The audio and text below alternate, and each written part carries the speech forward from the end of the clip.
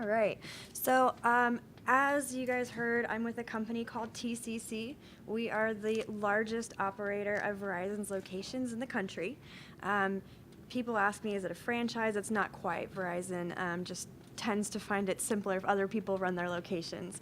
So, and also, as you heard a little bit about me, my roots are in copywriting. I love creative writing, but my mom was right. There's no such job called English. So when I graduated with an English degree, I had to find a way to do something with that. Copywriting jobs are not always easy to come by, so I branched out into strategic marketing. I've done a lot of consulting work with small businesses to help them establish social media accounts, help them do some content blogging, all that fun stuff. So I've kind of worn a bunch of hats, and that's how I got to here. So we had a problem when I came in about 2 years ago, and this was our old structure.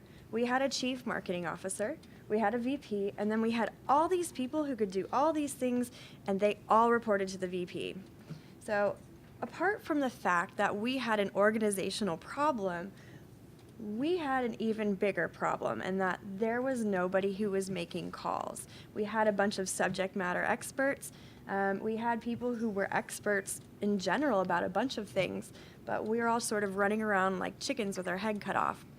And it wasn't working for us. So I sat down with our VP, and I had come in about 2 years ago, and I sat down after a couple of months, and I tend to be a bit of a Mary Poppins with dysfunctional organizations. I come in and fix things, and I usually like fly off to the next place, which is not going to be the case here because I love my job.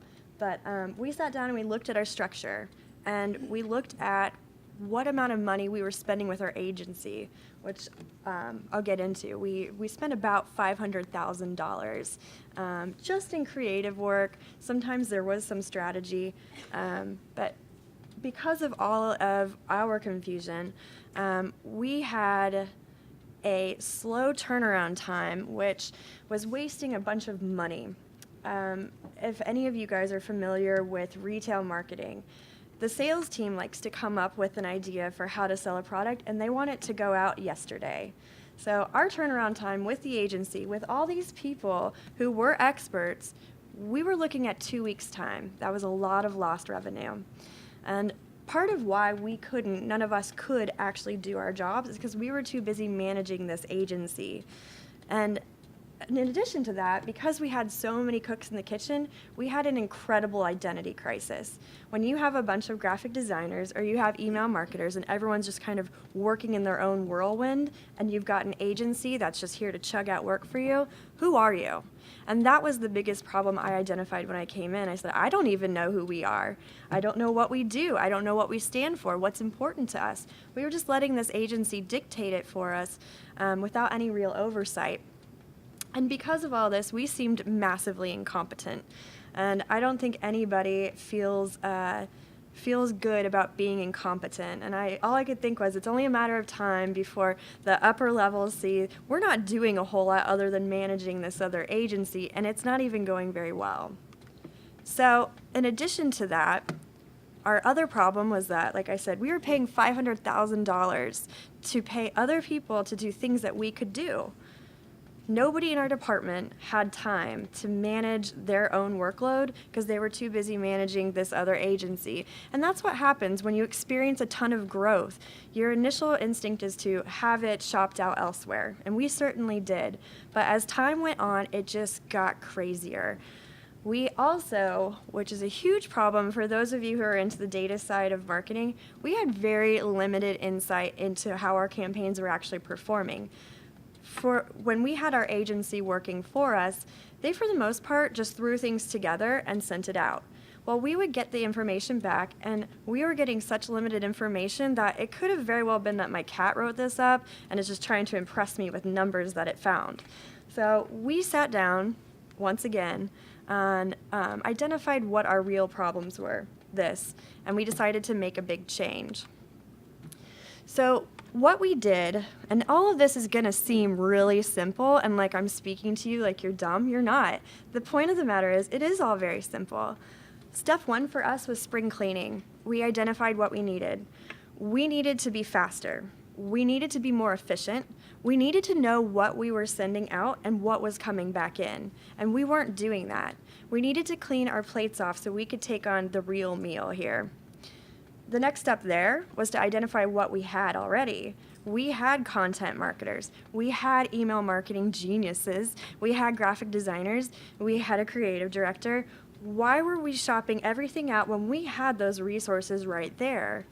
So then, obviously, the next step is to reorganize. We sat down and restructured the entire organization. So that linear department now became a tiered department. We divided it up into 3 pockets: a merchandising group, a content group, a promotions group, and then the creative side of everything, which is sort of we operate for the client. So our step 2 was to go crazy with processes. We were terrible at processes. Let's say the sales team shows up and says, we want to push out these Apple iPhones. Cool. Who does what? We had no idea. We were all just winging it. We sat down and we made about 500 million processes.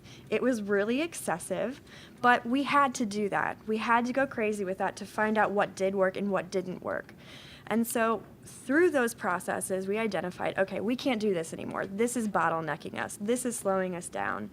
We did figure out what was working. We had a couple processes like artwork approval that were good. And so we built upon those. And then we did what I call a file away, and that was what could probably be better. I think we have all been guilty of getting really excited about progress you're making, and you want to jump ahead, and you want to jump ahead. We knew there was so much more we could be doing, but we couldn't do it right now. We had to dial it back. So step 3 for us was our implement and wait, and this is probably the hardest part for marketers because we like to see instant results. We weren't going to get anything good coming out of those results day one. So my recommendation is if this is something that you want to try to transition to, give it at least 3 months. Do not write it off after the first week. It's going to look ugly. It just happens. Give it at least 3 months. And keep those processes the way you've designed them originally, unless you have one that is just absolutely terrible. Get rid of that.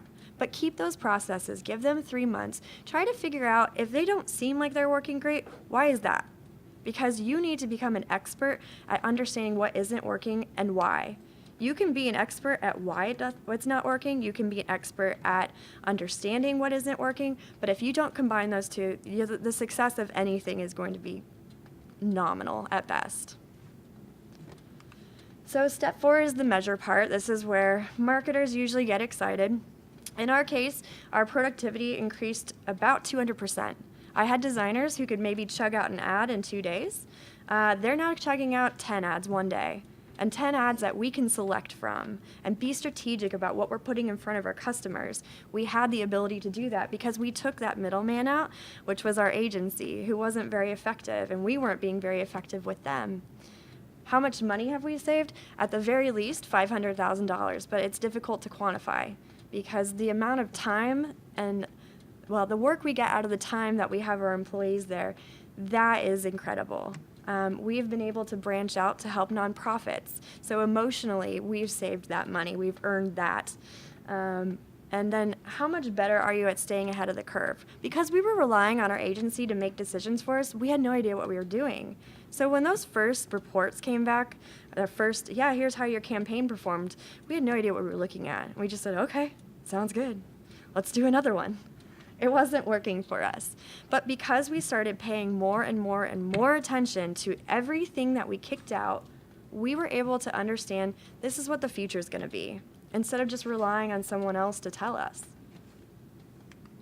So in the event that you identify for your small business, and it may not be right now, but sometime in the future, you say, you know what, I'm using an agency, but I think I have those resources. You could go from something simple like this to something a bit bigger, a bit more structured, a bit more streamlined, if you will. So it used to be that a request would come in and we'd need a blog post, we'd need a digital ad, a social ad, an email, and we were just scattering it, throwing it out into the wind, seeing if it would catch anywhere. But now we have these processes, this structure. So if there's a blog post that needs to be made, it comes into me, and I go ahead and kick it over to our content team. And Rachel, who's here with me, she writes some awesome blog posts for us. And we don't have to wait 4 weeks for somebody else to write this for us. It's also difficult to give direction to people you don't know face to face. So I could have told our agency, hey, this is what I need to see. They may not hit the mark. There's something a lot simpler about just walking around the corner to someone's desk and saying, hey, this was good, but I need this changed. So here are the benefits that we have found. Increased productivity. Everyone who's there can kick out so much stuff in so little time that is good quality that we have so much more to choose from other than, yep, the agency provided this artwork, we're good to go. We also have a stronger brand. Branding is a sort of it's a little bit of a love for me. I love branding. I love what companies stand for. And as I mentioned earlier, when we came in, we didn't have a brand. We had a name. It didn't tell a story. It didn't tell anybody why you should pick us. And so because we took control over all of our artwork, all of our advertising, all of our social media, we knew who we were because we worked there. Cost savings is an obvious one, especially if you're a startup. At some point, you're going to get to the point where you're trying to do a cost analysis. And this is a scenario that might work for you, and it might not. You should be cautious, though. And, well, I've got a friend who does graphic design, because we all do.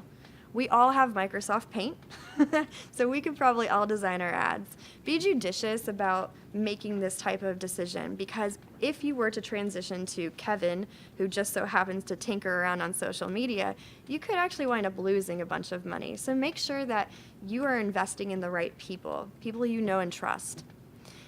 From a competitive advantage standpoint, we are not the only Verizon retailer in the country. There are others. They're not doing this. They have maybe one marketing person, whereas in our entire department, you just saw a snapshot, we have 30.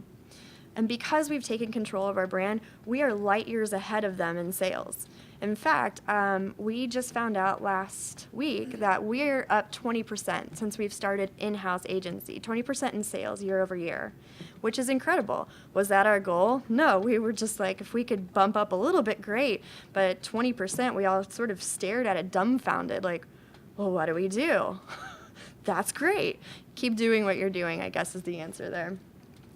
Complete transparency. As I mentioned earlier, it sometimes felt like pulling teeth with our agency to get the right data from them. And also, they didn't do a very good job of explaining it to us because they treated us like, you're the client, don't worry about it, we make decisions for you. I didn't want people to make decisions for me anymore. We have complete transparency into everything that we do, which helps justify when the CEO comes and says, what are you guys doing? I can show him this is exactly what we're up to. And the last case I'll make is that there is intrinsic value here. For those of us who are in marketing, have been in marketing, the really sad reality is if you're with a company and the market starts to go down, where do they start to cut? The places where you spend the most. And when I came into our company, we were universally identified as just money sucks. Like, oh, hey, it's the people who spend money. Glad to see you're here. This setup, if you were to reorganize yourself to not only be self-sufficient, when things do start to take a turn for the worse, as they might, what's to stop you from taking on outside clients? You could pick up a couple. Right now, we don't have any outside clients other than we work with nonprofits just for our own fun, I guess, and also because it's the right thing to do. Nonprofits are severely lacking in the resources they have to create meaningful presentations, to advertise what they do. And so that's our outside client for right now. So that's pretty much it. Does anybody have any questions? I have a question. Yeah. Can you give us an example, when you first started this, and you had a lot of broken processes, Mm-hmm. can you give us an example of something you didn't like that you changed or just fixed? Something that we did not like was identifying who was in charge of what. There were a lot of people who had difficulty swimming in their lanes, and it's because we would always let the agency make decisions for us. We just kicked things over to them. And so what we did is we sat down and figured out, as things shift, who's responsible for that decision? And every itty-bitty piece. Because there were times when something new was coming down the pipeline, and I mean, every single day there's a new way to advertise. Well, who's in charge of that? Who makes that decision? Because we have a bunch of different people. Social media, if we're talking about advertising on social, well, does that go to the advertising director or does that go to our social media director? So we sat down and thought of every single thing that we have that needs someone to make some sort of call on, and we assign that to a person. So, yeah. Okay.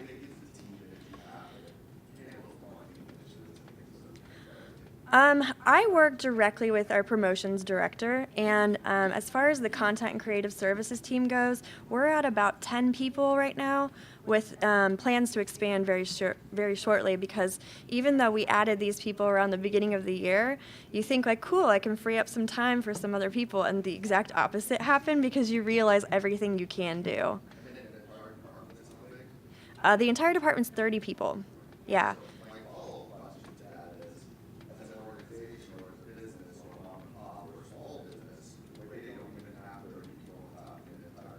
Mm-hmm. What's the solution for those people who are essentially trying to do what they're discussing? That's a really good question. So I would not recommend a small business that's trying to get their legs underneath them to go, I'm going to hire a huge creative agency and have it in-house. It doesn't make sense financially. What you can do, though, is hire judiciously. Hire someone who does content marketing, hire someone who does social media specifically, and then hire somebody who is really grounded in digital marketing, just advertising. That would be my recommendation. Converting to an in-house agency is absolutely not for everyone. However, let's see, about 2-3 years ago, we had like 200 stores. We didn't need more people. But now, because we've exponentially grown, that's where we saw the need, if that makes sense.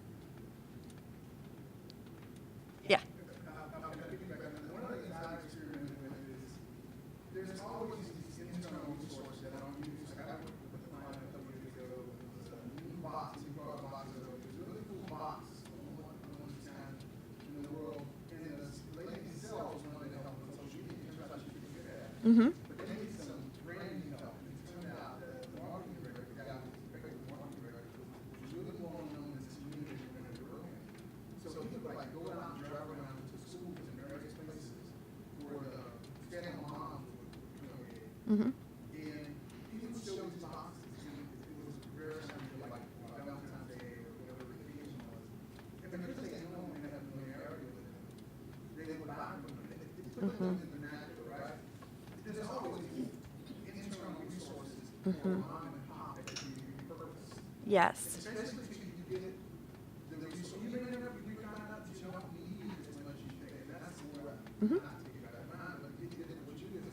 There's not the expectation to take money that you need for something else, or that you take staff that you need for something else Mm-hmm. to do, to keep the business going forward. But there's always these resources, these people, these seeds that are like, oh, I'm good at this.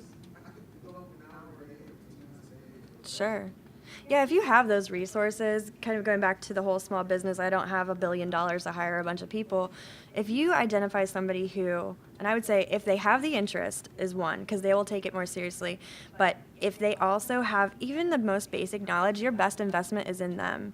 Get them into conferences, get them into classes, buy them books, pay for that, because it will pay off exponentially.